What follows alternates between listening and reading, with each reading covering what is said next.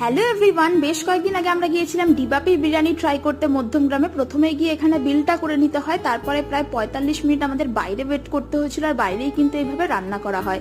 একটা fine dining রেস্টুরেন্টের দাম নিয়ে কাস্টমারদের এতক্ষণ বাইরে ওয়েট করানোটা আমার মনে হয় ডিবাপির ম্যানেজমেন্ট নিয়ে একটু ভাবা উচিত।